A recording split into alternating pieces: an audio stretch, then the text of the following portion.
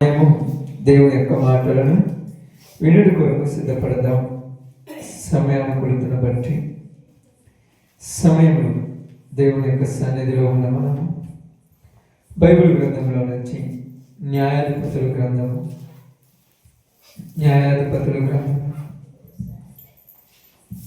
13వ అధ్యాయము 13వ అధ్యాయము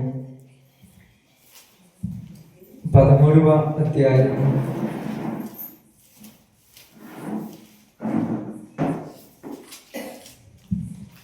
4వ వచనాన్ని జాగ్రత్తగా చదువుదాం. కాబట్టి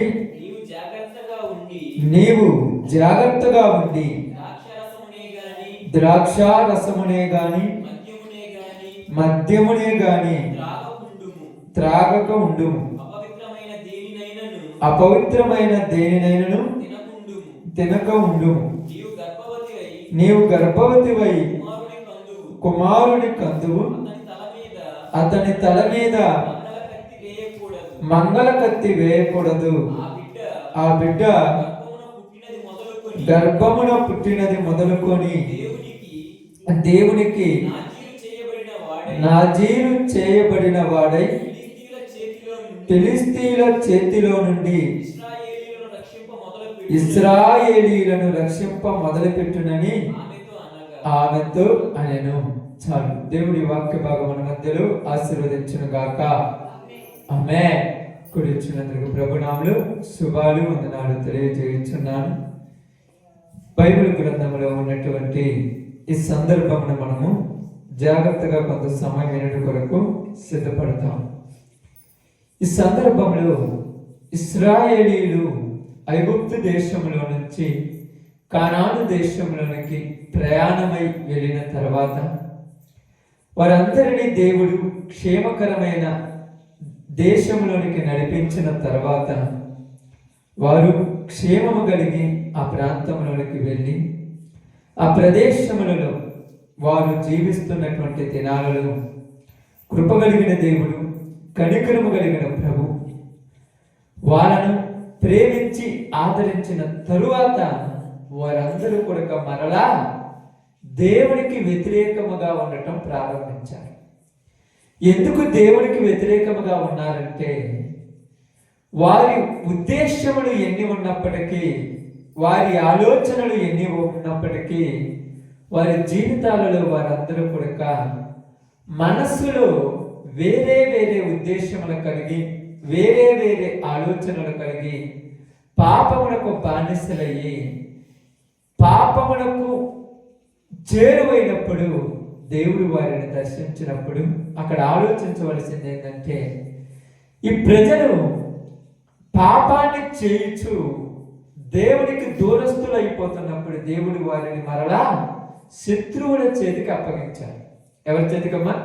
శత్రువుల చేతికి. ఆ శత్రువులు ఎవరంటే ఫిలిష్తీయులు. ఐగుప్తీయుల చేతిలో నుంచి విడిపించిన దేవుడు ఫిలిష్తీయుల చేతిలోనికి ఇలా అప్పగించాడు.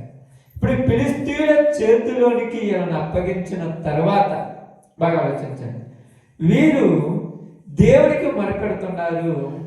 దేవుడు న్యాయాధిపతులను లేవనెత్తి వాళ్ళని రక్షిస్తున్నారు. వాళ్ళని రక్షించినప్పుడు వాళ్ళు మరలా పాపం చేయటము, మరలా శత్రువులకు అప్పగించటం, వారి కష్టమైన, వారి శ్రమైన, వారి పంటలైన శత్రువులు తీసుకెళ్తూ ఉన్నప్పుడు ఈ సందర్భంలో, ఈ సమయంలో దేవుడు ఇశ్రాయేలీయులను రక్షించటానికై బాగానండి, దేవుడు ఇశ్రాయేలీయులను రక్షించటానికి ఇక్కడ మనం చూసినప్పుడు అక్కడ రాయబడినప్పుడు 13వ అధ్యాయం మొదటి వచనం ఒకసారి చదువుదాం. 13వ అధ్యాయం మొదటి వచనం. ఇశ్రాయేలీయులు మరల యెహోవా దృష్టికి దోషులు కాగా యెహోవా 40 సంవత్సరములు వారిని ఫిలిష్తీయుల చేతికి అప్పగించాడు. ఎన్ని సంవత్సరాలు అంట? అక్కడ పైన రాయబడింది మరలా. అంటే మరలా అంటే ఎన్నిసార్లు ఒకసారి తప్పించినప్పుడు మరలా, ఒకసారి చెప్పినప్పుడు మరలా మరలా మరలా మరలా ఇలా పాపం మీద పాపం, పాపం మీద పాపం చేస్తున్నప్పుడు ఈసారి దేవుడు 40 సంవత్సరాలు శత్రువు చేతికి అప్పగించాడు. ఎన్ని సంవత్సరాలు? 40 సంవత్సరాలు శత్రువుల చేతుల్లోనికి వెళ్ళిపోయిన వీళ్ళు, వాళ్ళు పెడుతున్న బాధలను, వాళ్ళు పెడుతున్న హింసను భరించలేక, అయ్యో మాకెందుకు ఈ కష్టాలు, మాకెందుకు ఈ బాధలు, మమ్మల్ని దర్శించిన దేవుడు ఏమైపోయాడు అన్నట్టుగా వాళ్ళ జీవితాల్లో ఒక రకంగా చెప్పాలంటే శత్రువుల చేతుల్లో హింసలకు గురైపోతున్నారు. ఇలా హింసలకు గురైపోయినప్పుడు దేవుడు వారిని చూసి వారిని దర్శించటానికి, వారి మీద జాలి దయ కలిగి ఉండటానికి వారిని కరుణించే సమయం వచ్చేసింది. బాగా అర్థం చేసుకోవాలి, వారిని కరుణించే సమయం వచ్చేసింది. అయితే ఇక్కడ మన ప్రజలు దేవుడు దర్శించిన తర్వాత, దేవుడు ఏర్పరచుకున్న తర్వాత మరలా పాపం చేయడానికి అలవాటు పడిపోతున్నారు. తప్పు చేయడం అనేది మానవ సహజమే, ఇది కాదని కాదు. కానీ దేవుడు బాధల్లో నుంచి బయటికి తీసుకొచ్చిన తర్వాత మరలా తప్పు చేస్తున్నారు. ఎందుకని ఇలాగా? ఎందుకని ఆలోచించండి ఒకసారి. ఇప్పుడు ఎన్నోసార్లు అక్కడ ఏం భయపడింది? మరలా వారు ఏం చేశారంటే యెహోవా దృష్టికి దోషం చేశారు. ఎందుకు చేశారు ఇలాగంటే మనుషులకు దేవుడు అంటే లెక్కలేదు. దేవుడు అంటే ఏమి చేస్తాడే, అందరికి జరిగినట్టు మనకే జరుగుద్దిలే, అందరిలాగా మనకే ఉంటుందిలే, ఏదైతే అది అవుద్దిలే అంటే మనుషుల జీవితాలు చాలా చిన్నది జీవితం. ఈ రోజు ఉంటాం, రేపు పొద్దున ఉంటామో లేదో తెలియదు. ఈ చిన్న జీవితంలో భయభక్తులు మరిచి, బాగా చెప్పాలంటే విచ్చలవిడితనానికి అలవాటు పడిపోయారు. భయభక్తులు మర్చిపోయారు, విచ్చలవిడితనానికి అలవాటు పడిపోయారు. విచ్చలవిడితనానికి అలవాటు పడినటువంటి ఈ ప్రజలు దేవుడి గురించి ఆలోచించడమే మర్చిపోయారు.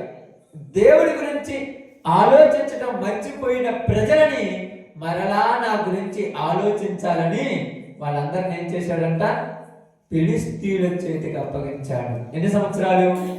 40 సంవత్సరాలు. 1 సంవత్సరము, 2 సంవత్సరాలు, 3 సంవత్సరాలు బాధలు వస్తే ఎట్లా ఉంటాయి? 40 సంవత్సరాలు ఫిలిష్తీయుల చేతుల్లోకి పోయిన తర్వాత వీళ్ళు ఏమనుకుంటున్నారంటే ఇది కాలము అలా జరిగిపోతుంది కాబట్టి మనకి కష్టాలు వచ్చాయి అనుకుంటున్నాం.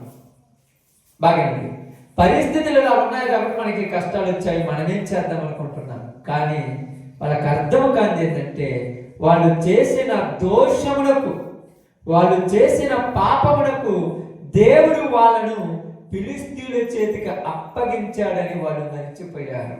ఈరోజు ఎందుకు మన జీవితంలో ఈ సమస్యలు వస్తున్నాయి, ఎందుకు మన జీవితంలో ఈ బాధలు వస్తున్నాయి, ఎంత చేసినా సంతృప్తి లేకుండా ఎందుకు జీవిస్తున్నామంటే దేవుడి శత్రువు చేతికి అప్పగించాడేమో ఆలోచించండి.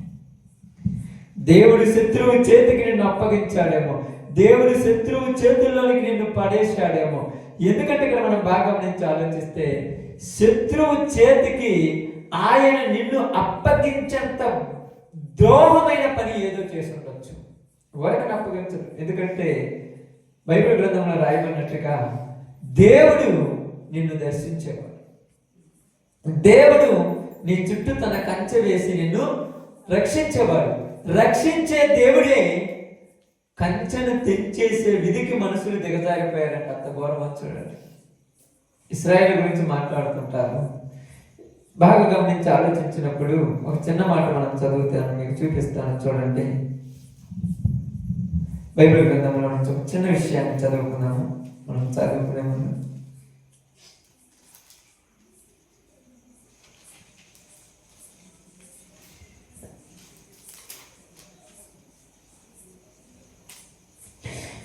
యెషయా గ్రంథము 5వ అధ్యాయము, యెషయా గ్రంథము 5వ అధ్యాయము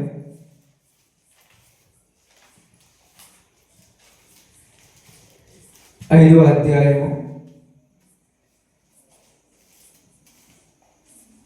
తీసారు 2వ వచనం నుంచి జాగ్రత్త, లేకపోతే 1 నుంచి చదువుదాం. వినుడి, అతని ద్రాక్ష తోటను బట్టి నాకు ఇష్టడైన వాడిని గురించి పాడిదని వినుడి.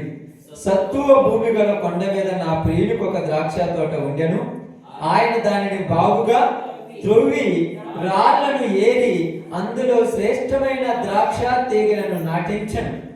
దాని మధ్య బురుజు ఒకటి వేయించి ద్రాక్ష తొట్టిని తొలిపించను. ద్రాక్ష పండ్లు ఫలింపవలెనని ఎదురు చూచుచుండెను గాని అది కారు ద్రాక్షలు కాచను. ఏం చేశాడంటే, కొండ మీద నా ప్రియుడికి ఒక సాక్షాత్ అంటే కొండ మీద ఉన్నటువంటి తోటకు రాళ్ళు తోయాడు, దాన్ని సదునుగా చేశాడు. ఆ చిల్ల అంటే ముండ్ల తొప్పలు గచ్చ పొదలు మొత్తం తీసేసి సత్తువుగా చేసి అక్కడ శ్రేష్టమైన ద్రాక్ష చెట్టును తీసుకొచ్చి నాటాడు. నాటిన తర్వాత అక్కడ కింద జరిగినప్పుడు చూశాను. కావున యెరూషలేము నివాసులారా, యూదా వారులారా, నా ద్రాక్ష తోట విషయం నాకు న్యాయం తీర్చవాలని మిమ్ముని వేడుకొనుచున్నాను. నేను నా ద్రాక్ష తోటలో చేసిన దానికంటే మరేమి చేయగలను? అది ద్రాక్ష పండ్లు కాయులని నేను కనిపెట్టినప్పుడు అది కారు ద్రాక్షలు కాయుటకు కారణమేమి? అంటే నేను ఏం చేశానంటే, అది బాగా పండాలని, అది బాగా ఉండాలని రాళ్ళని ఏరాను, కంచె వేశాను, శత్రువు రాకుండా చుట్టూ కంచె వేశాను, మంచిగా సిద్ధమైనటువంటి బలమైన ఆహారం ఇచ్చాను, మంచిగా నీళ్లు పోసాను, పనికిరాని తీగలను కట్ చేశాను. ఇంతగా చేసి ఇంతగా దాని కొరకు నేను ప్రయాసపడితే అది నాకేత కాయలు కాసింది? కారు ద్రాక్షలు కాసింది. ఏ కాయలు కాసిందంట? అందుకల్లా కిందికి రండి, 7 వచ్చిన చదవండి. ఇశ్రాయేలు వంశము సైన్యములకు అధిపతులు యెహోవా ద్రాక్ష తోట, యూదా మనుషులు ఆయనకి ఇష్టమైన వనము. ఆయన న్యాయము కావాలని చూడగా బలత్కారము కనబడెను, నీతి కావాలని చూడగా రోదన వినబడెను. న్యాయము కావాలని చూడగా ఏం కనపడిందంట? బలత్కారం. నీతి కావాలని చూడగా ఏం వినపడిందంట? రోదన. ఎందుకని ఇదండి బాగా ఆలోచించండి. ఎందుకు చదువుకుంటున్నాను? మీరు మాత్రమే దేశంలో నివసించినట్లు ఇంటికి ఇల్లు కలుపుకొని పొలములకు పొలము చేర్చుకొని శ్రమ మీరు చెవులారా విన్నట్లు సైన్యములకు అధిపతి యెహోవా స్పష్టముగా ఈ మాట నాతో సెలవిచ్చాను. నిజముగా గొప్పవియు దివ్యమైనవి అయిన ఇల్లు. ఓకే, అవసరం లేదు కానీ అక్కడ రాయబడినట్టుగా ఏమన్నాడంటే, నేను నా ద్రాక్ష తోటకు ఎంతో చేశానన్నాడు. చాలా కష్టపడ్డాడు, చాలా శ్రమ పడ్డాడు, చాలా ప్రయాసపడ్డాడు. దాని కొరకు అనేకమైనటువంటి పనులు చేశాడు. ఎంత చేసినా కూడా, ఎంత చేసినను అది ఏమి పండిందట? కారు ద్రాక్ష. ఇప్పుడు కారు ద్రాక్షలు కాసినటువంటి, చూడండి, కారు ద్రాక్షలు కాసినటువంటి ఆ తోటకు నేనేమి చేయాలంటున్నాడు ఆయన? నేనేం చేయాలంటున్నాడు ఆయన? చూడండి, ఆ తోటకు నేనేం చేయాలంటున్నాడు ఆయన? దానికి కట్టినటువంటి కట్లను మరలా నేను తీసివేస్తాను, దానికి వేసినటువంటి కంచెను నేను కట్ చేస్తాను. ఎందుకంటే శత్రువు వచ్చి ఆ తోటని ఏం చేస్తాడంట? పాడు చేయాలి. నీ తోట కదా, నీ తోట, ఇది పక్క తోట కాదు. నీ తోటకు నువ్వు ఎందుకు కంచె తీసేస్తావు? నువ్వు తోట నాటుకున్నావు, ఇప్పుడు మిరప తోట కానీ ఏదో ఒక తోట నాటావు. ఈ తోట నువ్వు నాటి దానికోసం నువ్వు ఏం చేస్తావు తెలుసా?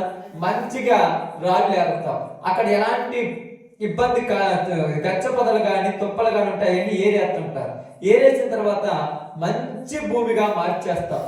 మార్చిన తర్వాత దానికి మంచిగా నీళ్లు కడతావు, మంచిగా పంట మందులు వేస్తావు, అన్ని వేసి దాంట్లో విత్తనములు చల్లి మంచి కాయలు రావాలని ఎదురు చూస్తే చివరికి వచ్చాక కాయలు అన్ని కొడక మనం ఏమంటామంట? కాయల్ని చూడండి, కుడిపుడి అంటారు. చూడండి,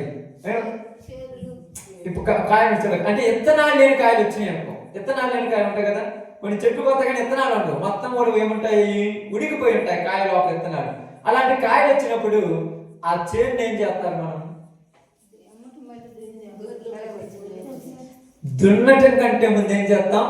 గొర్రెలను బర్రెలకి ఇచ్చేస్తాం. ఇదిగయ్యా, ఆ పొలం మీద నాకు ఎట్టా రాదు కాబట్టి ఇదిగో ఒక 2,000 3,000 రూపాయలు ఇచ్చి దాన్ని మేపుకోమంట. ఇప్పుడు మేపటానికి ఇచ్చేటువంటి నీకు సంతోషంగా ఇచ్చుకుంటావా? బాధ ఇస్తావా?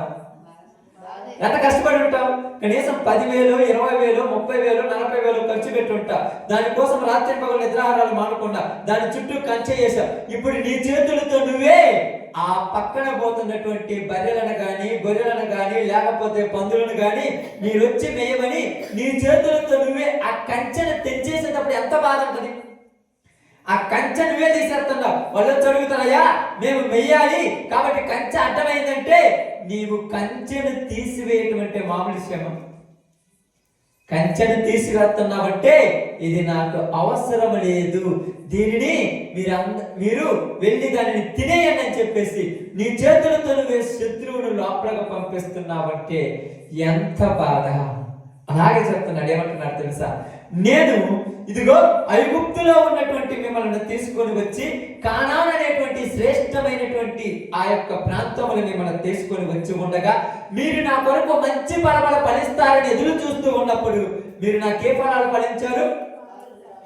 ఏ ఫలాలు? పనికిరాని కారు ఫలాలు. అంటే మీ క్రియలు వేరు, మీ పద్ధతులు వేరు, మీ ఆలోచనలు వేరు, మీ బుద్ధులు వేరు, మీ స్వభావాలు వేరు. ఎందుకంటే ఐగుప్తులో నుంచి తీసుకొచ్చిన నన్ను విడిచి వ్యర్థమైన వాటి వైపు వెళ్ళిపోయారు. ఇప్పుడు మీరు మంచి ఫలముల ఫలింపలేదు కనుక నేనే నా చేతులతో మీ చుట్టూ వేసిన కంచెను తీసేస్తున్నాను అన్నాడు. ఎంత బాధపడుతుంటాడు కంచెను తీసేసేటప్పుడు. మీరు ఎప్పుడైనా ఆలోచించుంటారా? మీరు ఎప్పుడైనా ఇలా చేసినప్పుడు బాగా గమనించి ఆలోచించండి. ఆ కంచెను తీసేసేటప్పుడు ఎంత బాధ ఉంటుందంటే ఆ బాధ చెప్పితే తీరేది కాదు. ఎందుకంటే చాలా మంది చెప్పుకుంటారు, కనపడి ప్రతి ఒక్కళ్ళు చెప్పుకుంటారు. ఏమని చెప్పుకుంటారు తెలుసా?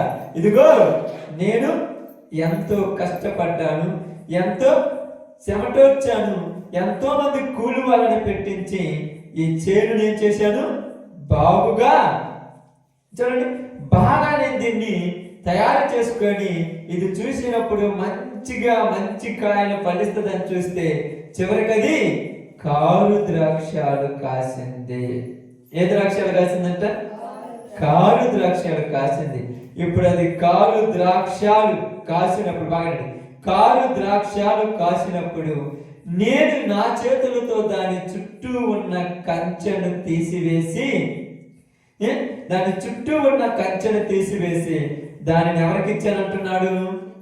శత్రువుకి. ఆమేన్. ఎవరికి ఇచ్చాడమ్మా? శత్రువుకి. నేను ఎప్పుడైతే దానిని శత్రువుకి అప్పగించానో శత్రువు దానిలో జొరబడి ఏం చేస్తాడమ్మా?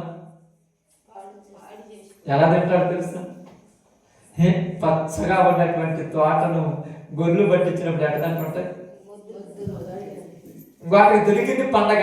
ఏమనుకుంటారు? ఇదిగో ఇన్ని రోజులు పెంచింది మా కోసమేను, ఇన్ని రోజులు దారి నుంచి చూసుకుంటూ పోతున్నాను, కానీ చూసిన ప్రతి రోజు అనుకున్నాను ఎప్పుడు దాన్ని తినాలా, కానీ దానికి మాకు మధ్య కంచె. ఈరోజు కంచె దాని చేతులతో తనే తీసివేసేటట్టు చేసింది ఎవరు చేసింది? బాగా ఆలోచించండి. కంచె తన చేతులతో తనే తీసివేసేటట్టు చేసింది ఎవరు? చెట్టే. నువ్వు మంచి ద్రాక్షాలు కాసి ఉంటే నిన్ను మాత్రము తీసివేసేవాడు కాదు కంచె.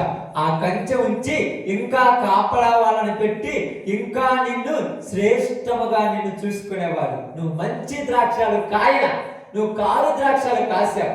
అందుకే నీ కంచెను నా చేతులతో నేను తెంచివేసి నిన్ను శత్రువు చేతికి అప్పగించాను.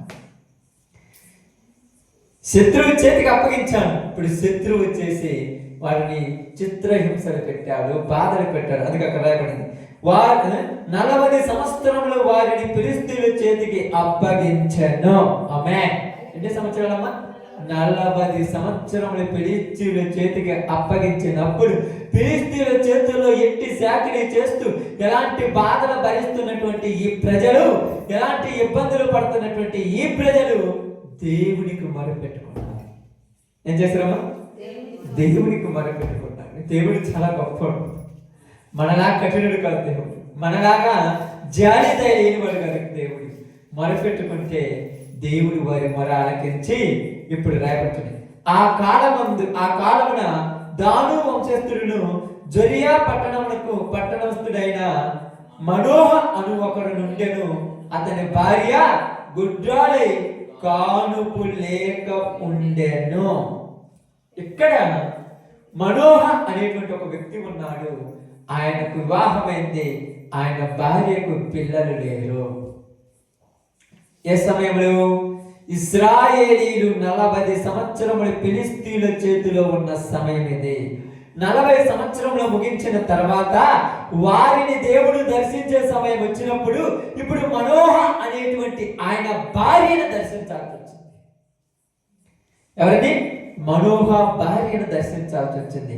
ఇశ్రాయేలీలకు విమోచన కలిగించాలి, ఇశ్రాయేలీలకు విడుదల కలిగించాలి. ఇశ్రాయేలీలు ఈ శత్రువుల చేతుల్లోకి ఇబ్బందులు పడలేరు కనుక వారికి విడుదల కలిగించాలి. కాబట్టి ఈ సమయమున నేను మనోహ భార్యను దర్శించాలని మనోహ భార్య దగ్గరికి తన దూతను పంపించి తన దూత ద్వారా ఒక మాట చెప్పిస్తుంది. ఏమని చెప్పిస్తుందంటే, అక్కడ మనం రాయబడిన చూసినప్పుడు యెహోవా దూత ఆ స్త్రీకి ప్రత్యక్షమై ఏమంటున్నాడు? యెహోవా దూత ఆ స్త్రీకి ప్రత్యక్షమైంది. ప్రత్యక్షమై ఏమంటుంది తెలుసా? ఇదిగో నీవు గుడ్రాలు, నీవు కానుపు లేకపోయేను, అయితే నీవు గర్భవతివై కుమారుని కందువు. ఆమేన్. అంత బాగా మాట్లాడుతున్నారు. నీవు గుడ్రాలు అని చెప్పింది. ఎందుకు ఈమె ఎన్ని రోజులు గుడ్రాలుగా ఉండదు చెప్పండి? ఎందుకున్నది?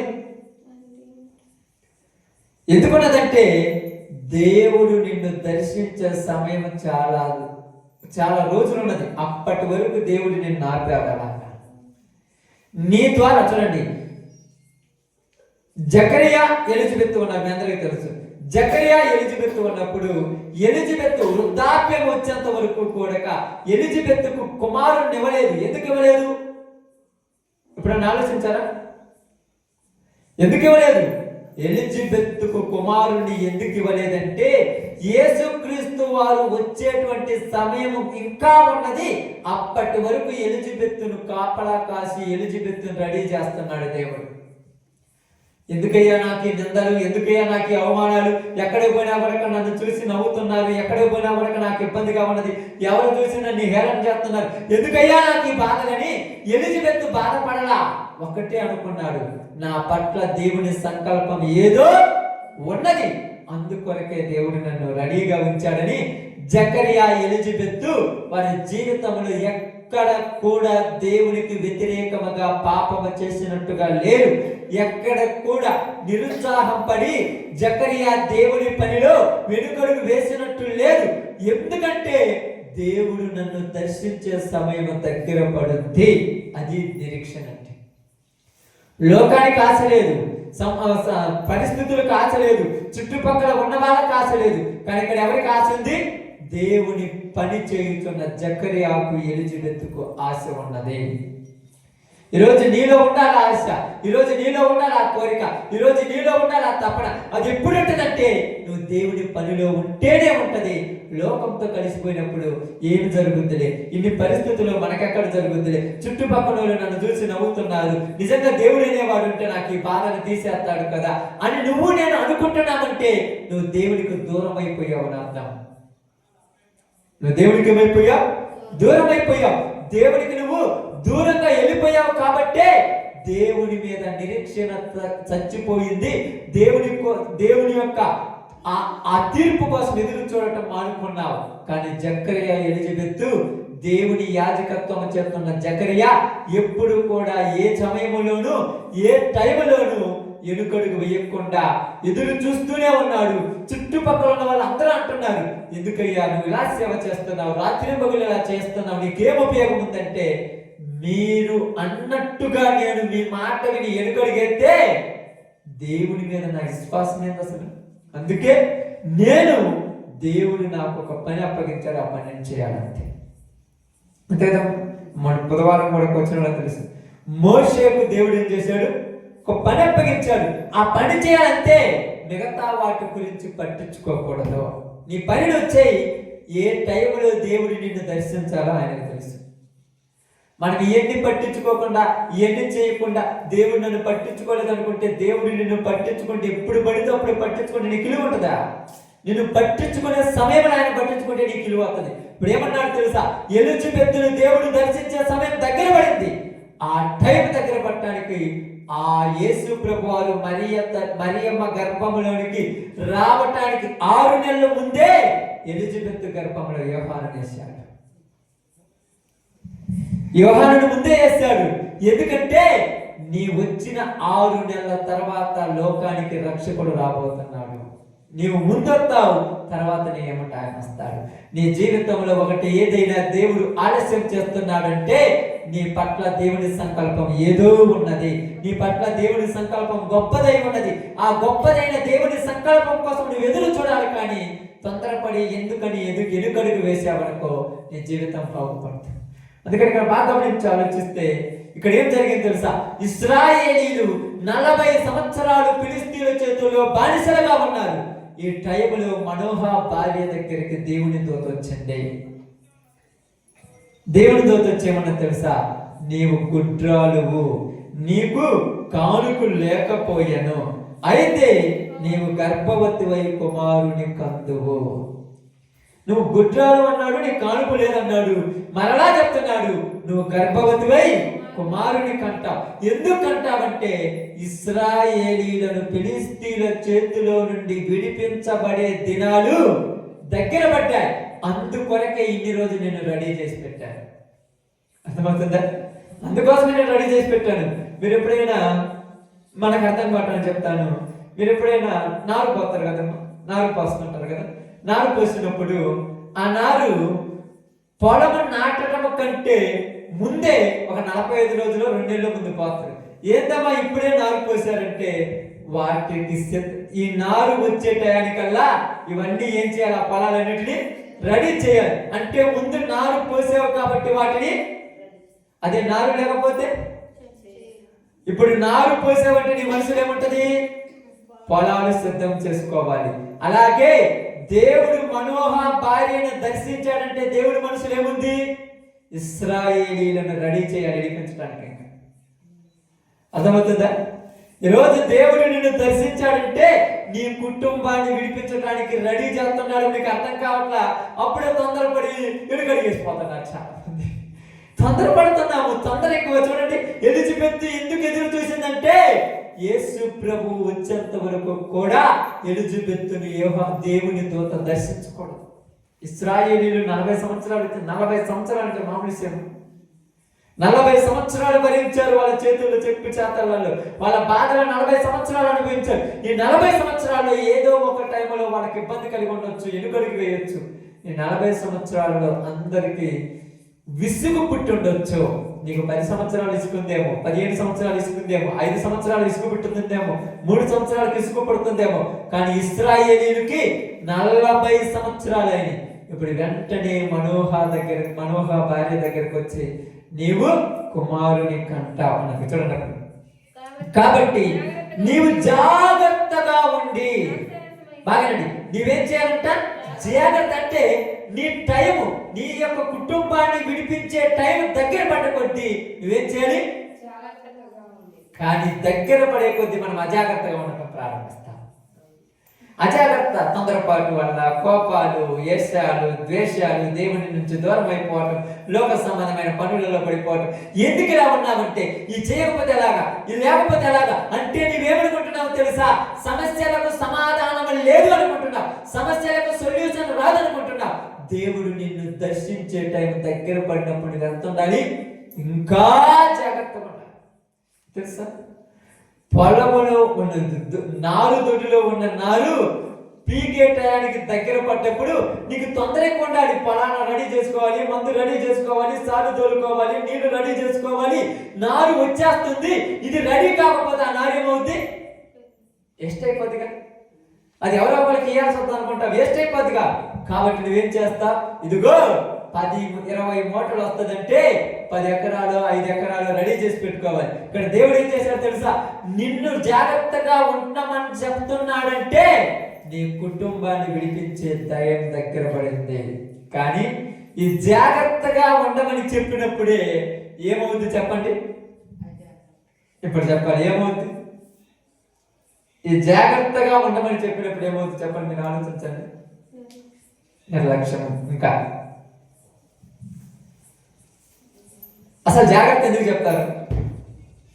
దేనికి చెప్తారేమో జాగ్రత్త? ముందు చెప్పాలి నుంచి తప్పించుకోమని అంతేనా? ఏమన్నా ఉందా? ఎప్పుడన్నా జాగ్రత్త చెప్పేటువంటి సందర్భాలు విన్నారా? ఆలోచించండి. జాగ్రత్త చెప్పే సందర్భాలు విన్నారా? అందరూ వాడికి జాగ్రత్తగా పోయిరమ్మంటుంటారు, కానీ జాగ్రత్త అనేది ఇది సాధారణంగా వాడుతున్నారు, కానీ కొన్ని సందర్భాల్లో ముఖ్యంగా వాడతారు. ఎక్కడెక్కడ వాడతారు చెప్పండి? ఎవరో పోయేటప్పుడు జాగ్రత్తగా పోయిరమ్మంటారు, అది మామూలే, ఎవరేం చెప్తుంటారు కామన్. కానీ జాగ్రత్త అనేది ముఖ్యంగా చెప్తారు. ఎప్పుడైనా మీరు రైల్వే స్టేషన్లో కానీ బస్ స్టాండ్లోకి వెళ్ళినప్పుడు ఏం చెప్తారంటే, జోబి దొంగలు ఉన్నారు జాగ్రత్త. ఇది నువ్వు ఊరికి పోయినా జాగ్రత్త చెప్పేదాన్ని, అది కామన్. కానీ ఇది ఎవరున్నారు? దొంగలు ఉన్నారు జాగ్రత్త. అడవిలో ప్రాంతానికి వెళ్తున్నప్పుడు అక్కడ రాసి పెడతారు, పులులు సింహాలు ఉంటాయి జాగ్రత్త. కాబట్టి నీకు జాగ్రత్త ఎందుకు చెప్తున్నారు? అది ఏం చెప్తున్నారు? నిన్ను నేను దర్శించే టైం దగ్గర పడిందంటే నాకంటే ముందు ఇంకొక నేను దర్శిస్తాడు జాగ్రత్త. దెయ్యం నీ మీద అటాక్ చేస్తుంది అనే టైం వచ్చింది కాబట్టి జాగ్రత్త చెప్తారు. కానీ మనం దెయ్యం అటాక్ చేసినప్పుడు ఎగిరిపడిపోతాం. అర్థమైతే? జాగ్రత్త ఎంతవరకు చెప్పలేదు తెలుసా? ఎంతవరకు జాగ్రత్త చెప్ప ఇప్పుడే చెప్తున్నాడు జాగ్రత్త. ఎందుకు? నేను నిన్ను దర్శించాలనుకున్నాను. ఎవరు? దేవుడు నిన్ను దర్శించాలనుకున్నాడు. దేవుడు నిన్ను దర్శించటం కంటే ముందుగా ఎవరు వచ్చి దర్శిస్తాడు? ఇప్పుడు అపవాది దర్శించినప్పుడు నువ్వేమవుతావు? అజాగ్రత్తగా ఉంటావు. అందుకని కావాలంటే చూడండి, జాగ్రత్త చెప్తున్నాడంటే దొంగలు ఉంటారని. అప్పుడు నువ్వేం చేస్తావు తెలుసా?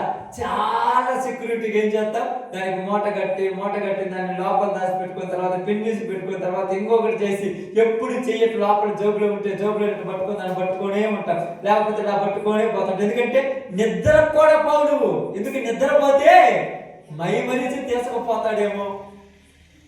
అర్థమవుతుందా? నువ్వు నిద్రపోతే, నేను నిద్రపోతుంటే కన్ను మూసి కన్ను తెరిచినప్పుడు లేపేస్తాడు. మీకు తెలియదు, వాళ్ళు మామూలు దొంగలు కాదు, వాళ్ళు దొంగతనాల్లో ఎంటెక్ బిటెక్ చేసినాడు, దొంగతనాలలో పీజీ చేసినాడు. అంత గొప్ప వాళ్ళు ఏం చేస్తారు తెలుసా? కన్ను మూసి కన్ను తెరిచేటప్పుడు నీ చేతిలో ఉన్నది అంటారు. చూసారు లేదు? మీరు ఇప్పుడే చేతిలో పెట్టుకున్నాను, కన్ను కొరికని పోయి నీవు మరిచినప్పుడే వచ్చి జరపడతాను నీ కుటుంబంలో దెయ్యంగా. నువ్వేమంటావు? నిర్లక్ష్యం ఏమవుద్దులే. ఏమేమవుద్ది చెప్పండి. ఇప్పుడు బంగారం చేయనుంది, మీ దగ్గర ఉంది, దాన్ని మెల్ల వేసుకొని పోతున్నారు, ఆడ అనౌన్స్మెంట్ చేసినారు, ఇదిగో ఇక్కడ మాత్రం చాలా జాగ్రత్త దొంగలు ఉన్నారు, చాలా జాగ్రత్త అన్నప్పుడు అప్పుడు నువ్వేం చేస్తావు? ఈ చేయి మెల్ల చేయకు, నేను ఒక పిన్నిసి పెట్టుకుంటా, తర్వాత మళ్ళీ చేతితో పట్టుకొని నిద్ర పోవటంటావు. నిద్ర అంత బలవంతంగా పోవాలనుకున్న నిద్ర. ఎందుకని? ఆ గొయ్యి దగ్గరికి రాగానే కిటికీల నుంచి చెయ్యి పెట్టి చెయ్యి లాక్కొని పోతాడు అన్నట్టుగా ఆ గొయ్యి దగ్గరికి వచ్చినప్పుడు, ఆ గృహ దగ్గరికి వచ్చినప్పుడు ఇది గట్టిగా పట్టుకొని ఇట్టు ఉంటాం. కిటికీకి దూరం అయిపోతాం. అవసరమైతే ఆ డోర్ క్లోజ్ చేసుకుంటాం, చెయ్యి లోపలికి రాకూడదని. అదే విధముగా దేవుడు మనకు చెప్తున్నాడు, ఇదిగో బాగండి, ఇదిగో ఇవి ఏమంటున్నాడు? బాగా గమనించి ఆలోచిస్తే బైబిల్ గ్రంథం రాయినప్పుడు ఒక మాట చూద్దాం. తెస్సలోనికీయులకు రాసిన పత్రికలో కానీ ఉంటుంది చూడండి. అక్కడ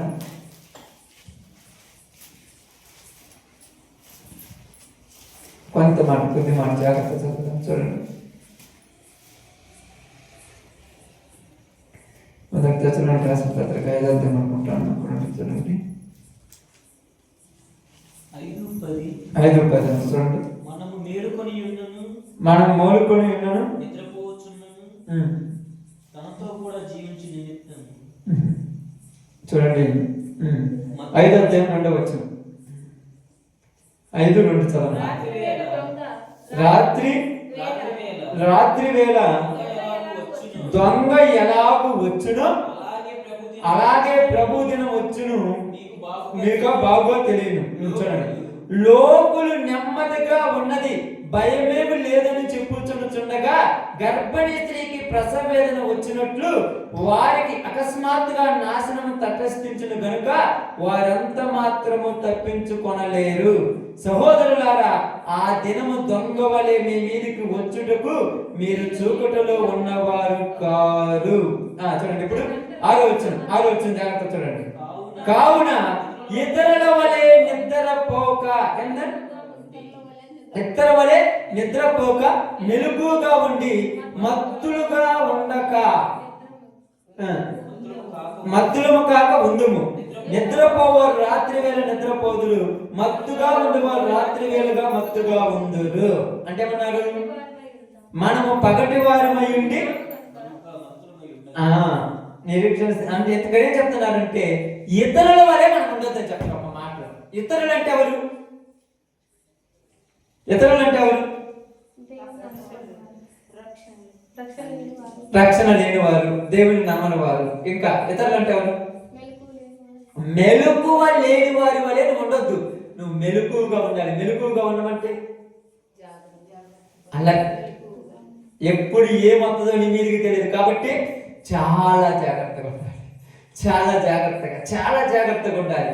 ఇంత జాగ్రత్తగా నేను ఎందుకు ఉండమని చెప్తున్నానంటే రాత్రి గడిచి పగలు చాలా సమీపంగా ఉన్నది. ఇదే చెప్తున్నాడు. ఇదిగో ముందున్నటువంటి స్టేషన్ లో దొంగలు ఉంటారు, ఇప్పుడే అలర్ట్ అంటారు. ముందుగానే అలర్ట్ చేస్తుంటారు. ఇప్పుడు అలర్ట్ అనగానే ఒక్కొక్కరి గుండెలో రైలు పరిగెడుతుంటారు. అమ్మాడు దొంగలు ఉంటారంట, మన పక్కన కూర్చున్నోళ్ళే మనకు తెలియకుండా మాయ చేసిపోతారంట. ఈ కొద్ది నిమిషం మాత్రం చాలా జాగ్రత్తగా ఉండాలి. అదే అన్నాడు, రాత్రి చాలా గడిచి పగలు సమీపంగా ఉన్నది, మనం ఎలా ఉండాలి? జాగ్రత్తగా. అందుకే చెప్తున్నాడు మనోహర భార్యకు, అమ్మా నువ్వు జాగ్రత్త. ఎందుకయ్యా జాగ్రత్త అంటే, నువ్వు జాగ్రత్తగా లేకపోతే నిన్ను పాపంలో పడేస్తాడంతే. నువ్వు జాగ్రత్తగా లేకపోతే నిన్ను లోకంలో పడేస్తాడంటే.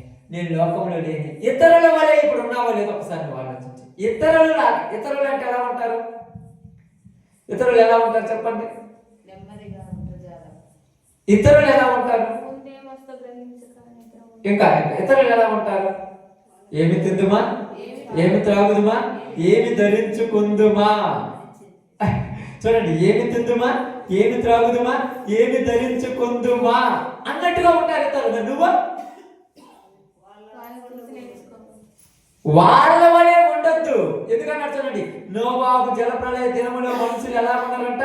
తినుచు, త్రాగుచు, పెళ్లి చేసుకొనొచ్చు, పెళ్లికిచ్చుకొనొచ్చు, ఇల్లు కట్టుకొనొచ్చు, నారు నాటుకొనొచ్చు, అమ్ముచు, కొనుచు ఉండి అంతలో వచ్చి జలప్రళయం వచ్చి నాశనం చేసింది. ఇప్పుడు మనమలను అదే పరిస్థితిలోనికి తీసుకొస్తున్నాడు. అదే పరిస్థితిలో చూడండి, ఏం తినొచ్చు, త్రాగొచ్చు, పెళ్లి చేసుకొనొచ్చు, పెళ్లికి ఇచ్చుకొనొచ్చు, ఇల్లు కట్టుకొనొచ్చు, నారు నాటుకొనొచ్చు, అమ్ముచ్చు, కొనొచ్చు. ఈ ప్రయాసలో ఉన్నారు అందరూ. ఎటు గురించి మర్చిపోయి దేవుడి గురించి ఇదే ప్రేమలో ఉన్నారు. ఇప్పుడే వచ్చేసి అక్కడ పోతారు. నేను నన్ను మర్చిపోయా ప్రభు అంటే నువ్వు అజాగ్రత్తగా ఉన్నావు కదా. అలర్ట్గా లేవుగా. అలర్ట్ అంటే జాగ్రత్తగా లేవు. ఎందుకు జాగ్రత్తగా లేవు? తినొచ్చు, త్రాగుచు, పెన్నెళ్లకు, పేరంటాలకు, అమ్మటానికి, కొనటానికి, నాటటానికి, కొయ్యటానికి ఈ బిజీలో ఉన్నావు. మరి ఏం వచ్చింది? నీకే గుర్తుంటది? ఇదే బిజీ కదా. ఈ బిజీ ఎందుకంటే చూడండి, బాగా ఆలోచించండి. ఎప్పుడు తెల్లారుద్దా అని ఎదురు చూస్తూ ఉంటారు చాలా మంది. తెల్లారటం కోసం. దేనికోసం? మీరు రాలేదు పెట్టుకోండి, నువ్వు ఏదైనా పెట్టుకో, పని పోవడం కోసం అనుకో, ప్రార్థన చేయడానికి అనుకో, ఏదైనా అనుకో, కానీ రెడీగా ఉండు అని మనోహ భార్యతో చెప్తున్నాడు అనుకుంటా. జాగ్రత్త, నువ్వు జాగ్రత్తగా ఉండు.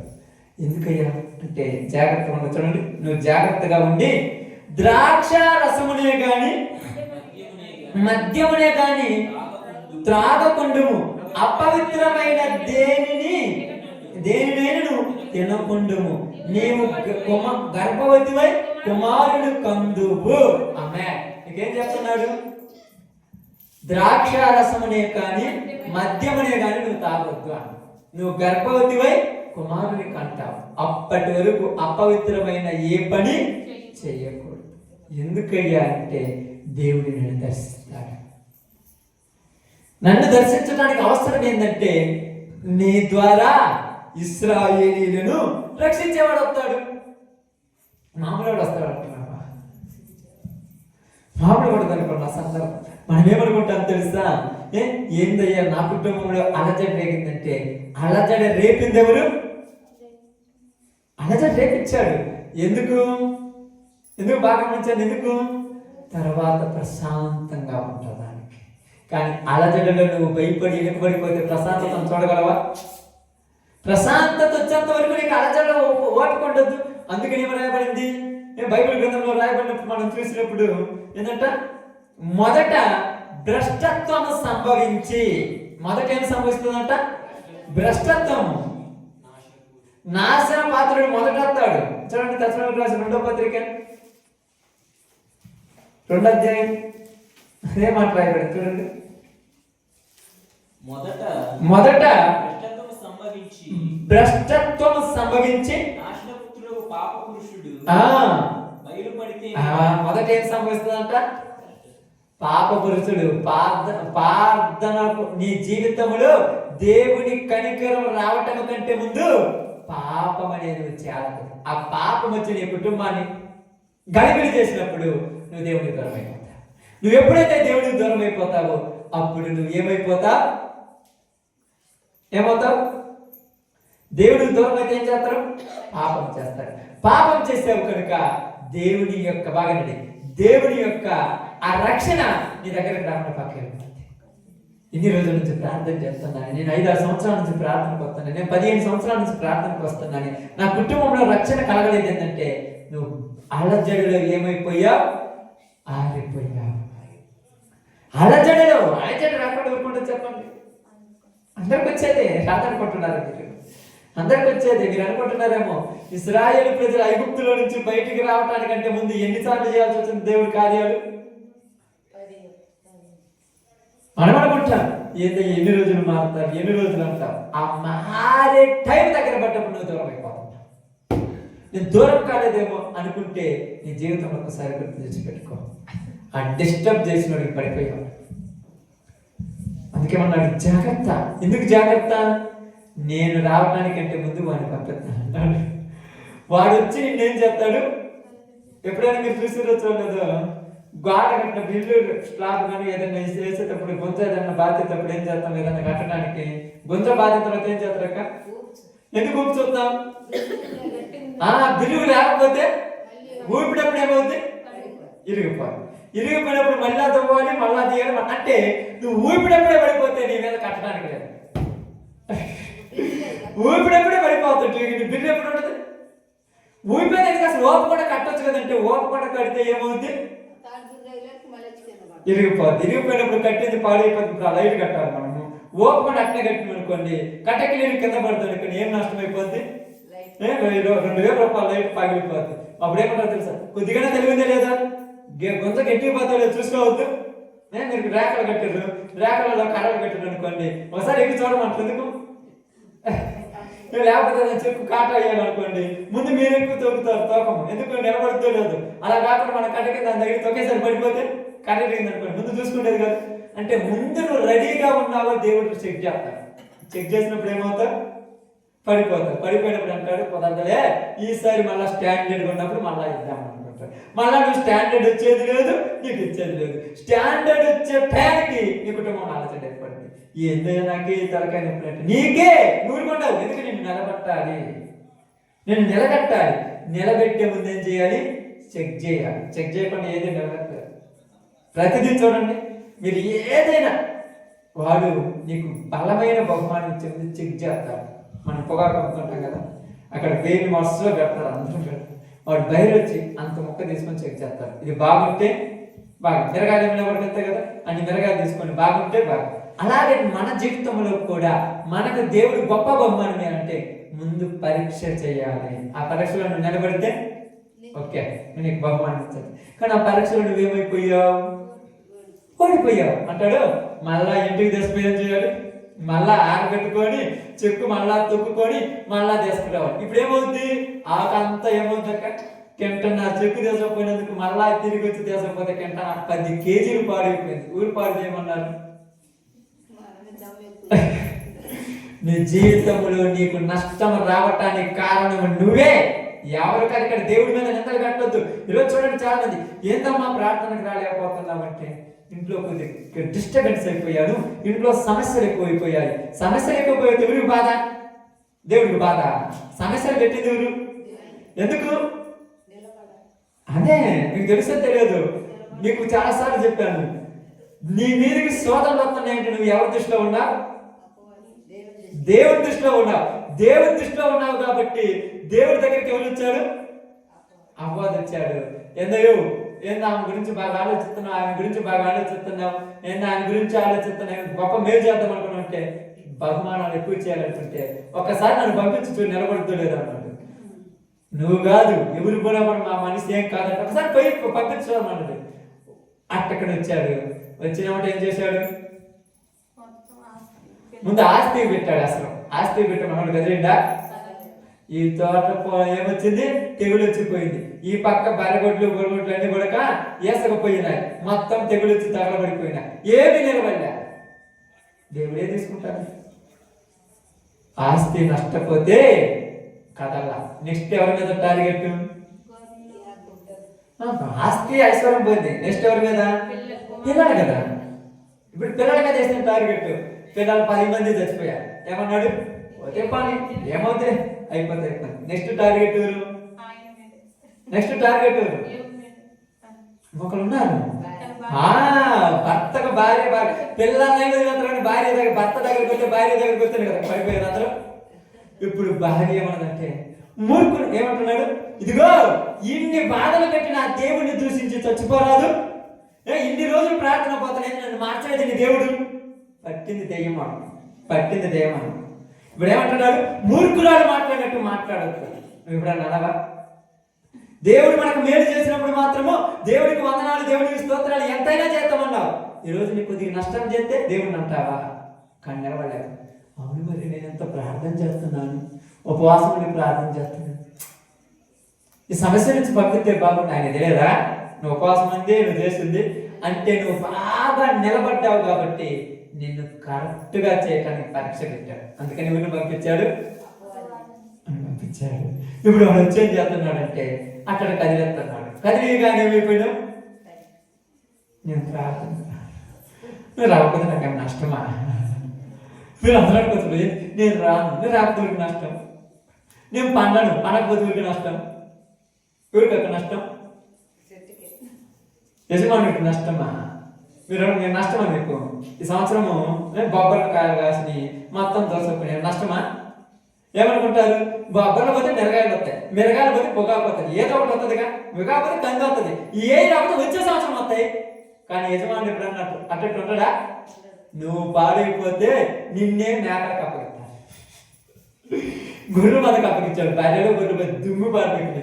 ఏంద్రా నన్నేమో అట్టుంది, ఇప్పుడు ఏం పెట్టిందంటే బాగా పండలా, అందుకే దాన్ని పాడు చేశాడు. ఈసారి ఆ సేనే కాకుండా కానీ సేర్లో తప్పుందా, ఇతనాలు తప్పు. అందుకంటారు చూడండి, నీవు పాడైపోతే నిన్ను దేవుడు ఏదో నువ్వు దేవుడి మీద అడిగితే నిన్నేం బాగు చేస్తాడు అనుకో. దేవుడి మీద అడిగితే అసలు గడుచుకోడు.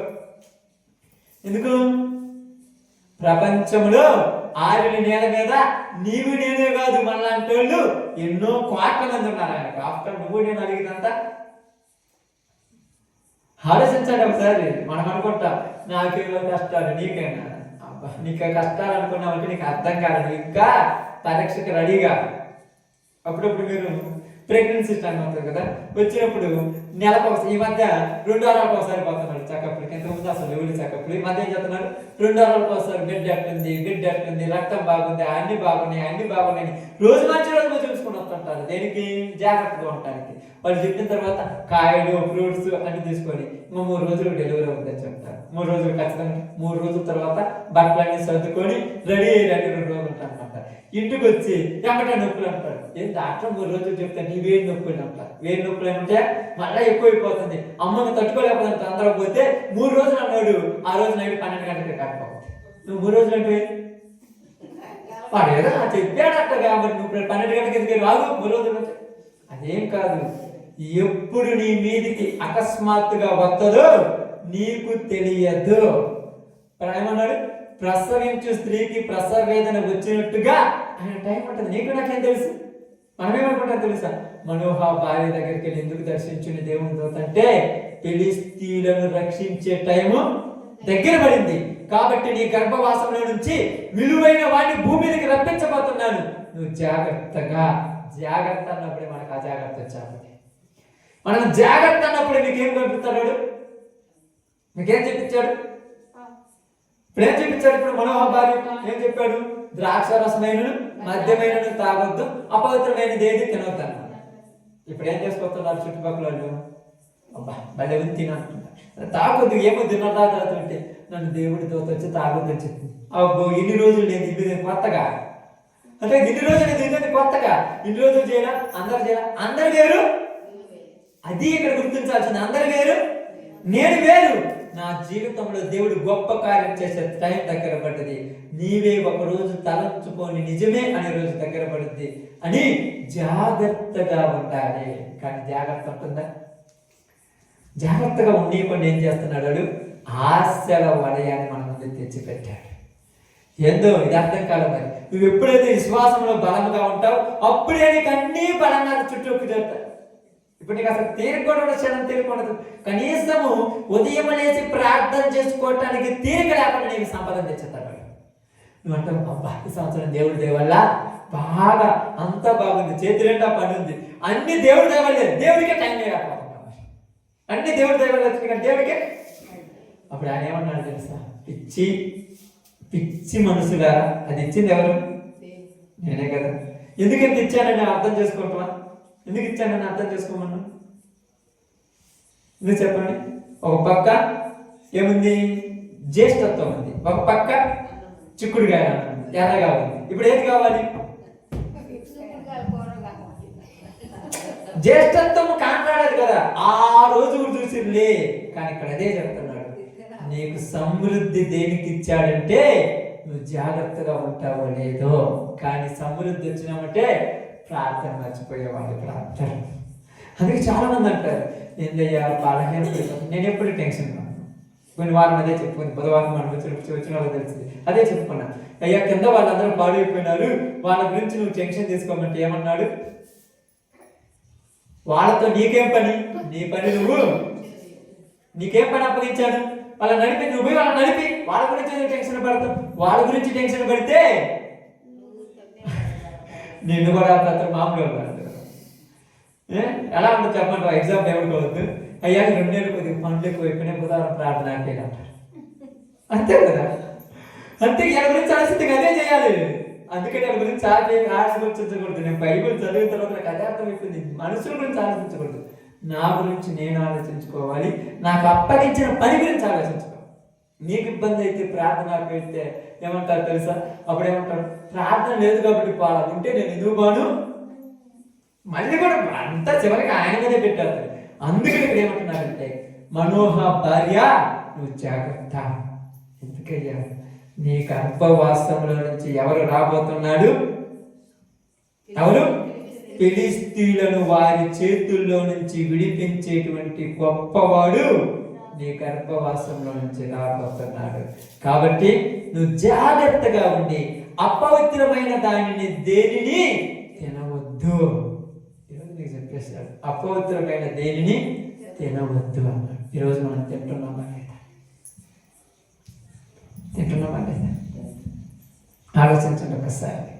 ఈరోజు మీరు చేస్తున్నామా లేదా? ఆలోచించు. దేవునికి దూరం చెయ్యటానికి ఏవుడు ఏం చేసిందమ్మా తెలుసా? శరీరం నిండా కురుపులు వచ్చింది. భార్య అనిపోయిన తర్వాత, భార్య పోయిన తర్వాత ఇంకా దేవుడు ఎందుకు అనుకుంటారా? ఏమంటారు? బిడ్డలు లేరు, భార్య లేదు, ఆస్తి లేదు, అంతస్తు లేదు, ఏమీ లేదు. నా దేవుడు అంటున్నావు. ఏం సంపాదించావు నీకు దేవుడు నమ్ముకున్నాక? నువ్వేం సాధించావు దేవుడు నమ్ముకున్నాక? ఒంటరోడు అయిపోయి ఉపయోగమే లేదు. కానీ వాళ్ళ చేత అనిపిస్తున్నది అమ్మే నిన్ను పరీక్షించడానికి వాళ్ళ చేత కూడా అనిపిస్తున్నాడు దేవుడు. వాళ్ళ పర్మిషన్ ఇచ్చాడు. ఏమన్నాడు? నా ఆజ్ఞ లేకుండా నీ నోటిలో నీ యొక్క అడుగులు, ఒక అడుగు తీసి ఒక అడుగు కూడా నువ్వు వేయలేవు. కాబట్టి ఆజ్ఞ ఇచ్చాడు ఆయన. వెయ్యి నా బిడ్డని ఎన్ని మాట్లాడినాను, విశ్వాసంలో బలహీనుడు అడుగు, బలహీనుడు తప్పుడు అడుగు అంటే 2 మాటలనే 3వ మాట మనం ఇటు వాళ్ళకి చదువుతుంటే మనం ఏం చేయాలి? ఎంత తెలుసు, ఎంత చిన్న చిన్న నీకు ఇచ్చేది పెద్ద బహుమానం. చిన్న చిన్న ఏమన్నాడు మోషే ఎలా పెడితే దేని అంత ఇదిగో ఐగుప్తు దేశములో పరో కుమార్తె యొక్క కుమారుడు అంటే రాజు తర్వాత రాజు అనిపించుకోవటం కంటే క్రీస్తు కోసం నిందలు అనుభవించడమే మంచిదని వదిలేసి వచ్చాడు. ఈరోజు నువ్వు వదిలేయగలవా? నువ్వు వదిలేస్తేనే దేన్ని రక్షిస్తా? 430 సంవత్సరాలలో ఉన్న బానిసలను విడిపించాలంటే కొన్ని వదిలేయాలి. 40 సంవత్సరాల నుంచి ఉన్న బానిస విడిపించాలంటే కొన్ని వదిలేయాలి. నీ కుటుంబం ఎన్నో సంవత్సరాల నుంచి పాపవాది బానిసత్వంలో ఉన్నదంటే నువ్వు కొన్ని వదిలేయాలి. వదిలేయలేం. ఎందుకు వదిలేయలేం? మనకే తెలియదు మనం ఎలా పాడైపోతున్నాం. మనకే అర్థం కాదు మనం ఎలా అయిపోతాం. లోక ఆశలనే వలయం వేసి మనం పాడు చేశారు. ఎవరు మనం చూడండి కావాలంటే ఈరోజు చాలా మంది అనుకుంటారు నిజంగా చాలా చాలా విషయాలు గమనిస్తూ ఉంటారు. ఇప్పుడు నేను ఉన్నాను అనుకోండి, నేను నా జీవితంలో ఇది వదిలేసి వచ్చానే అని నేను ఎప్పుడు కూడా బాధపడలేదు. ఎందుకంటే దానికంటే గొప్పదాన్ని పొందుకున్నాను. కానీ ఈరోజు చిన్న చిన్న చూపించాను. చిన్న చిన్న నాకు తెలిస్తే ఒక పనికిరాని దుమ్ము లాంటి వాటిని చూపిస్తే వాటి కోసం దేవుడు వదిలేస్తున్నా. నాకు అనిపిస్తుంది నేను అందరి విశ్వాసంలో బలం ఉన్నాడు. వీళ్ళకి తలా 10 లక్షలు ఇస్తానంటే దేవుడిని కోల్పోతారా? ప్రార్థన పోకుండా ఉంటే తలా 10 లక్షలు ఇస్తానంటే మానుకుంటారుగా. మేము ఎందుకు మానుకుంటున్నాయంటే ఇప్పుడు మానుకోవాలి డైరెక్ట్గా మానుకుంటారా? 10 లక్షలు ఇస్తారా ఏంటంటే రాబోతున్న రోజులు అట్టాటి ప్రార్థన పోతే తల తీసేస్తామనే రోజులు, ప్రార్థన పోతే కాళ్ళు తీసేస్తామనే రోజులు, ప్రార్థన పోతే మా కులములో నుంచి కుటుంబంలో నుంచి మా ఊర్లో నుంచి వెళ్ళివేస్తామనే రోజులు వస్తున్నాయి. అందుకే జాగ్రత్త. మనమేమనుకుంటాం వచ్చినప్పుడు చూద్దాంలే. వచ్చినప్పుడు చూసేది కాదు. ఈ చిన్నదానికే పడిపోయాం. పెద్ద అనుకుంటావా? చిన్ననదే దాటలేడు పెద్దనది దాటుతుందా? చిన్ననదే దాటి ఏంటో పడిపోయావు నీకు పెద్దది రాదంటాడు. ఏంటో బండి కానీ నీతో పని లేదంటాడు. అందుకే చూడండి దేవుని కోసం సమస్తమును విడిచిపెట్టిన పౌలుకి తెలుసు దేవుని విలువ. మనకేం తెలుసు? దేవుని కోసం తన శరీరాన్ని కూడా లెక్క చేయని యోబుకి తెలుసు దేవుని విలువ. మనకేం తెలుసు? దేవుని కోసం ఐగుప్తు సింహాసనాన్ని విడిచిపెట్టిన మోసేకి తెలుసు దేవుని విలువ. మనకేం తెలుసు? మనకేం తెలుసు చెప్పండి? గట్టిగా 10 రూపాయలు ఖర్చు పెట్టాలంటే 10 సంవత్సరాలు ఆలోచించేవాళ్ళం. కానీ దేవుని కోసం నువ్వు ఏది చేసినా అది ఎక్కడ కూడా ఏమి ప్రాబ్లం కాదు. అందుకే చెప్తున్నాను చాలాసార్లు, నీకున్నది సమస్తము నిన్ను విడిచిపెట్టి వెళ్ళినా నువ్వు కదలొద్దు మెదలొద్దు. అలా ఉండటం కుదరద్దు. కుదరాలి అనొద్దు. ఎవరికో కుదరాలనొద్దు. నీకు కుదురుద్దా? దేవుని కోసం తెగించే మనసు ఎలా ఉంటుందంటే ఆలోచన రాదు. వేరే దాని గురించి ఆలోచన రాదు. అంటే నేనేదో గొప్పని చెప్పట్లేదు కానీ, అంటే నేను గొప్పవాడిని అసలు చెప్పుకోను కానీ, మొన్న పంట వచ్చింది అమ్మేసాను. 20,000 వచ్చాయి. 10,000 పాతలకు కలుపులకు. నా 10,000 ఉన్నాయి. ఏం చేయాలి? దేవుని పనికి మైపను ఆలోచించను. ఎక్కువ ముందు కూడా ఆలోచించను. ఇంట్లో వాళ్ళు కూడా ఆలోచించు. ఏం చేస్తాను అసలు ఆలోచించదు. ఉద్యోగం వదిలేసాం, జీవితాన్ని తగ్గించాం. నీ అవసరమా? చేస్తాను. ఎందుకు ఒక చెట్లు ఉన్నాయి కదా మళ్ళీ ఎందుకంటే ఉన్నాయి నాకు తెలియదు. చేస్తాను. అవి ఉన్నాయి కదా ఎందుకన్నా మళ్ళీ నాకు తెలియదా? అవి ఓరకు వచ్చింది అనుకో పాడైపోతాయి, తగలబడిపోతాయి, వేస్ట్ ఉపయోగం ఉండవు. దేవుని కోసం తెగించడం అంటే మామూలు విషయం అనుకున్నారు మీరు. ఒక మనిషి బాగానండి మీరు అనుకుంటారు 10,000 రూపాయల నీ కారున్న 10 లక్షల రూపాయల మందు షాపులో తగలబెట్టి వాడికి తెలుస్తుంది వాటి విలువ. ఇప్పుడు ఆలోచించరా? పోయి చూడండి ఒకసారి లిస్టు. ఒకసారి లిస్ట్ ఎప్పుడైనా చూడండి.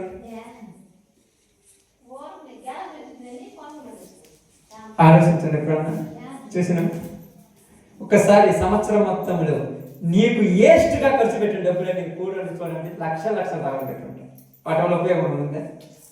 అప్పుడప్పుడు చాలా మంది అంటారు కొన్ని లెక్క పెట్టుకుంటారు. రోజుకు 2,000, 2 నెలలకి 50,000 కానీ 10 లక్షలు తగలు పెట్టిన వాడికి ఏ బాధ ఉండదు. నువ్వు మాత్రం 10 రూపాయలు దేవుడి కోసం చేయాలంటే ఒక 250 రూపాయలు కూలి పెట్టి దేవుని దగ్గర పెట్టుకోవాలంటే ఏమన్నా ఉద్యోగం 250 రూపాయలు పోతే 2 లక్షల రూపాయలు తగలు పెట్టుంటారు. నీకు తెలుసా? నిన్ను నీ కుటుంబాన్ని పాప ఊపిలో నుంచి బయటికి తీసుకురావాలని ఆయన అనుకుంటే నువ్వు జాగ్రత్తగా ఉండవు. నువ్వే బుడతలో పడిపోతే ఇప్పుడు ఏం చేయాలి చెప్పండి? నువ్వు జాగ్రత్తగా నువ్వే పడిపోతే ఊరు లేపాలని. మనోహ భార్యతో చెప్తాను, నువ్వు జాగ్రత్త. నేనేం జాగ్రత్త అంటే, నువ్వు జాగ్రత్త లేకపోతే ఇశ్రాయేలు ఫిలిస్తీయుల చేతిలో ఇశ్రాయేలు రక్షించే వాళ్ళని ఊరి గర్భంలో నుంచి రక్షించాలి. చెప్పండి, నీ భార్యలో నుంచి రావాలి. నువ్వే వద్దనుకుంటే ఊరికి అడిగిపోవాలి, ఊరికి అడగకపోతే. ఇప్పుడు ఆలోచించు, చరిత్రకి తిరగడానికి. ఇప్పుడు దేవుడు నిన్ను దర్శించే సమయం ఎవరిని? అందుకే నీవనుకుంటా, ఏందో ఈ మధ్య నాకు ఇబ్బందులు నీ కుటుంబాన్ని దర్శించాలనుకున్నాడు, కానీ నువ్వు నిలబడలేదు. కాబట్టి ఏమైందంటే అప్పుడప్పుడు అంటారు, పెద్దలు ఏమంటారంటే ధనలక్ష్యం అంట, తలుపు తెరుతానంట, దరిద్రుడు అంట, సోమరుడు, నాకు ఓపిక లేదు పక్కమన్నట్టు. దేవుని ఆశీర్వాదం నీ ఇంటికి వస్తుంటే నాకు ఎక్కువ కష్టాలు ఇబ్బందులు అయిపోయి నేను ప్రార్థనకు రాలేనని ఆగిపోతున్నాను. వీళ్ళు ఎన్ని సంవత్సరాల ప్రార్థనకు వచ్చిన వాళ్ళ కుటుంబం మారదు. నేను చెప్తున్నాను దేవుని సేవకుని. ఎందుకంటే ముందున్నటువంటి నీ కళ్ళ ముందు కనిపించే ఆశీర్వాదం నాకు చూడాల్సి ఉంది, కన్నబడిన ఆశీర్వాదం ఉంది. యోబు ఒక్కడే. తర్వాత యోబుని ఏం చేసిందంట? 2 ఆశీర్వాదం. 10 మంది కుమార్తెలు, 10 మంది పిల్లలకు బదులు 20 మంది పిల్లలు వచ్చారంట. 10 కోట్ల ఆస్తికి బదులు 20 కోట్ల ఆస్తి వచ్చిందంట. కానీ ముందు ఆ నిలబడబట్టే ఇది వచ్చింది. అది నిలబడకుండా ఇది అట్టది. ఈరోజు నేను నిలబడితే నీ మీద బలమైన ఆశీర్వాదం కడతాను. నిలబడకపోతే ఇప్పుడు ఆలోచించను. జాగ్రత్తగా ఉన్నావా, అజాగ్రత్తగా ఉన్నావా? ఈ టైంలో ఉన్నావా? బాగా ఆలోచించుకోండి. నాకేం చెప్పాల్సిన పని లేదు, మీకు ఆలోచించుకోండి. జాగ్రత్తగా ఉన్నావా, అజాగ్రత్తగా ఉన్నావా? సమస్యలు మంచిగా వస్తాయి. మీకు అర్థం కాదు సమస్య ఎప్పుడు వస్తుందంటే మీకు తెలియదు. ఆ రోజే దేవుడు పిలిచినప్పుడే దెయ్యం కూడా పిలుస్తాడు అనమాట. ఇట్ట మనకేమో అర్థం కాదు. ఏమనుకుంటుంది నెక్స్ట్ అంటలేదు. అది అనిపించేది అని చెప్పండి మీకు. ఈరోజు కాకపోతే రేపు ఇట్ట అన్నావు, కానీ అటువైపు ఎప్పుడు అన్నావా? ఈ రోజు కాకపోతే రేపు అన్నట్టు అన్నావా? అట్ట అసలు వస్తుంది ఆలోచన. ఇట్టే వస్తుంది, అటు రాదు. ఈ ఆదివారం కాకపోతే రేపు ఆదివారం. మరి అటు కూడా అనొచ్చుగా. ఇది ఉదాహరణకి ఏమనుకోవద్దు, ఈ కుట్టు కాకపోతే రేపు కుట్టు ఎప్పుడైనా అనుకున్నావా? అస్సలు అనుకో. ఎందుకు? ఇటువైపు నీ యొక్క ఆశను మూసేసి అటువైపు వాకిలు తెరిచి, ఆ వాకిలు మూసేసి ఈ వాకిలు తెరిచినప్పుడు అటువైపు అసలు చూస్తారా? దేవుని అనే వాకిలు మూసేశాడు. నువ్వే ఎవరు? ఎందుకు మూసేస్తారు వాకిలు చెప్పండి?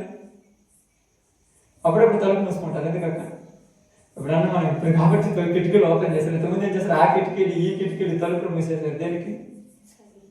గాలి లోపల నుంచి బయటకు వస్తుందని. అలాగే దేవుని ఆలోచనలు ఎక్కడ నీ దగ్గరికి వచ్చి నేను ప్రార్థనకు రమ్మంటుంది అనేది మూసేసి ఈ లోకం గురించి ఆలోచిస్తా. రేపు ఈ పనికి పోవాలి, ఎల్లుండి దానికి అడిగిపోవాలి, ఆటలు ఎల్లుండి ఎడిగిపోవాలి, తర్వాత ఎడిగిపోవాలి. ఇప్పుడు దాకా కుదురు లేదులే, ఇప్పుడు దాకా ఓపిక లేదులే, అప్పుడు దాకా ఓపిక దాకా ఇంటికి వచ్చావు. ఇప్పుడు ఈ అంటనే పోయి ఊరని వచ్చి ఇదిగో ఇటు పక్క నీ సేవలో కరెంటు బారిపోయా, నీ కరెంట్ వచ్చి నీళ్ళన్నీ బారిపోతున్నట్టు ఇప్పుడు దాకా తిరిగి వచ్చాను. నడుము నొప్పి లేకుండా నేను ఇక్కడ కూర్చున్నావా? ఎందులో తలగా నొప్పి పోయమ్మా అని ఊరుకో అంటే అటువైపు తిప్పింది. ఇటు తిప్పడా ఆశీర్వాదం మారిపోయింది. నీకు రావలసిన దేవుని దేవుని మారిపోయి దెయ్యం దేవుని వచ్చింది. దెయ్యం దేవుని ఎలా ఉంటుంది తెలుసా? ఎలా ఉంటుంది? ముందు బాగానే ఉంటుంది, తర్వాతే ఎక్కువ. ఈరోజు చాలా మంది చూడండి సమస్యలు ఉంది. వాళ్ళు ఏం చెప్తారు?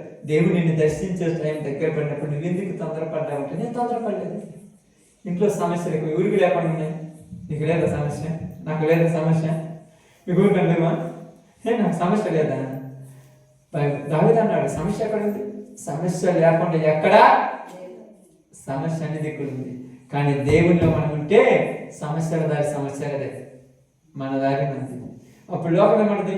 వీళ్ళకి ఏందమ్మా ఇటు మనుషులు ఇంట్లో ఇన్ని కష్టాలు ఉంటే పాత్ర పోతారు, ఎలాంటి లేదే. అందుకు బైబిల్ ఏం చెప్పింది? నా నిమిత్తమై జనులు మిమ్మల్ని హింసించి దూషించినప్పుడు మీరు ధన్యులు.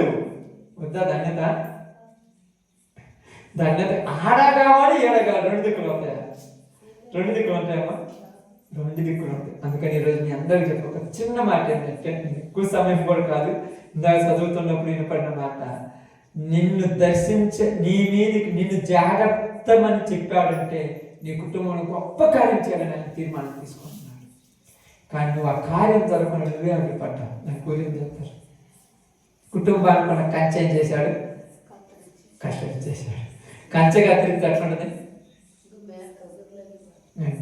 అప్పుడు ఏమన్నా అన్నారు, ఏందమ్మా గొర్రెలన్నీ తోటలు వేసినట్టే కంచేసుకో అంతే కదా అనేది. చుట్టుపక్కల కంచేసుకో, వేసుకోకుండా నన్ను ఏం చేయమంటావు? ఈరోజు నీ కుటుంబానికి కంచె తెగిపోయిందా, లేకపోతే నీ చేతులతో నువ్వే తెంచేసావు? ఆలోచించుకో. మనోహ భార్యతో చెప్పాడు, జాగ్రత్త ఇవి చెయ్యొద్దని. నీకు కూడా ఇవి చెయ్యొద్దని చెప్పాడు, అయ్యే చేయమని నీ దగ్గరికి తీసుకొస్తున్నాను. నువ్వు ఎటు ఉండాలి? అప్పుడప్పుడు కొంతమంది గొప్ప వ్యక్తులు అయిపోయారు, దేవుళ్ళు గొప్పగా ఉన్నారు. గొప్పగా ఉన్న వాళ్ళందరూ ఎవరు తెలుసా మీకు? దేవుని కోసం సమస్తమును వదిలేసిన వాళ్ళే. అన్నీ కావాలన్న వాళ్ళు ఎక్కడ గొప్ప కాదు. వదిలేయాలండి. వదిలేస్తే అప్పుడు లోకం నిన్నేం చేస్తుంది? వదిలేస్తుంది. లోకం వదిలేస్తే ఒప్పుకుంటారా? ప్రేమలు ఉంటాయి కదా, ఏపుకోడు ప్రేమ ఉంటాయి కదా. ఊరి మీద భార్య కదా, భార్య అంటుందో ఏందా నేను కావాలా దేవుడు కావాలని అడిగిందన్నమాట. నీకు ఇక్కడ మాత్రం అలా మైండ్కి అక్కడ ఏం జరిగింది? ఇటు పక్క ఏం భార్య ఉండి ఇక్కడ ఏముంటే ఇక్కడ కూర్చొని, ఇటు దేవుడు ఇక్కడ కూర్చొని నేను కావాలా. ఇప్పుడు ఏం చెప్పాలి చెప్పండి? ఇప్పుడేం చెప్పాలి? యోగు స్థానంలో నువ్వు ఉంటే చెప్పాలి. అది చాలా పరీక్ష, చాలా కష్టం. ఆ కంఠం చాలా ఈజీ, అనుభవించడం కష్టం. నేను కావాలా దేవుడు కావాలంటే, దేవుడు కావాలి, నువ్వు కూడా కావాలంటే ఒకటే చెప్పు, రెండు చెప్పు ఒప్పుకోలేడా? దేవుడు కావాలా, నేను కావాలా. ఆ పరీక్ష నీ దగ్గరికి వస్తే యోగులాగా దేవుడే కావాలంటే భార్య ఏం చేసింది? వెళ్ళిపోయింది. ఈరోజు నువ్వు దేవుడే కావాలంటే నీ కుటుంబం నేను వెళ్ళిపోద్ది. కానీ లోకం కావాలంటే దేవుని నువ్వే వద్దు పొమ్మంటావు. చాలా మంది అంటారు, ఏందమ్మా ప్రార్థనకు రావచ్చు కదండి. చాలా మంది అంటారు, ప్రార్థనకు వస్తే మా వాళ్ళు ఒప్పుకోవట్లేదు అంటే మీ వాళ్ళ కోసం ఊరిని వద్దన్నా వద్దయ్య మా ఇంట్లో వద్దుకో, ఎందుకంటే మాకు ఇబ్బంది అవుతుంది, నీ వాళ్ళు వెళ్ళిపోయిపో. ఆయన పోతూ ఎంత బాధపడతాడో తెలుసమ్మా, అంత ఏడుస్తాడో తెలుసా. నీ భార్య పోతే మళ్ళా వస్తుంది, కానీ దేవుని నువ్వు పంపిస్తే మళ్ళా చేసుకొచ్చుకుంటావా? ఈసారి అవకాశం ఉండదా? ఒక్కసారి గోడ కట్టిన తర్వాత పగల కొడతావా? అంతా మీరు పక్కనే ఉంటారు, మంచిగా మాట్లాడుకుంటారు, అన్నదమ్ములు సంతోషం, బాయి ఇద్దరు ఒకే చోట కూర్చొని ఆనందం అంటుంటారు. ఏమంటారు తెలుసా? గోడ పగల కొడతామంటే మళ్ళా ఒకవేళ విభేదాలు వచ్చినప్పుడు ఎందుకు కొట్టుకోవడం అట్నే ఉంటుంది కదా అంటారు. ఈరోజు బాగుందని చెప్పేసి గోడ పగల కొడతారా? కాబట్టి నీకు నాకు దేవుడు చెప్తున్న ఒక మాట అండి, జాగ్రత్త. దినాలు దగ్గర పడుతున్న బట్టే ఏం జరుగుతుంది? ఇప్పట్లో పొట్టు తాలు ఎగిరిపోతున్నాయి, గట్టి గింజలే నిలబడుతుంటాయి. జాగ్రత్త. ఏంటంటే నిజం చాలా బాధ వేస్తుంది. గట్టి గింజలే నిలబడే రోజులు. ఆ గట్టి గింజలలో ఉన్న నీవు నేను ఫలించే గింజగా ఉండాలి. ఓకే, అందరం కూడా తల ఉంచండి, ప్రార్థన చేద్దాం. అందరము ప్రార్థనలోకి పోతాం. అందరూ ప్రార్థన కూడా